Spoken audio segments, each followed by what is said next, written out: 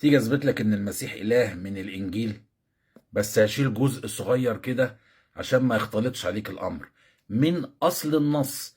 همحي جزء او اشيله.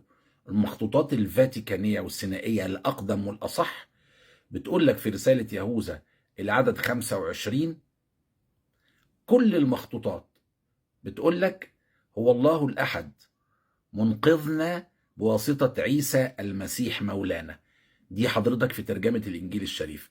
وكل الترجمات بعد كده سواء الحياة أو اليسوعية أو أي ترجمة تانية ما عدا الفان دايك بتقول لك الله الواحد مخلصنا بالمسيح، بيسوع المسيح ربنا. كلمة ربنا يعني معلمنا أو مرشدنا، يعني الله أرسل رسول عشان يخلصنا من اللي احنا فيه ده ويرجعنا لدين التوحيد لعبادة الله الواحد الأحد.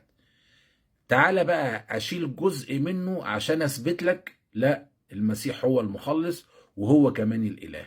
في ترجمة الفان دايك اعتمدت المخطوطات الأحدث اللي شالت من النص الأصلي الجزء عشان تقنعك بإلوهية المسيح. فيقول لك إيه؟ الإله الحكيم الوحيد مخلصنا له المجد والعظمة.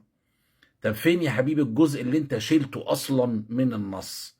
ومن هنا بنقول لك طالما النص اتلعب فيه يبقى ده اسمه تحريف.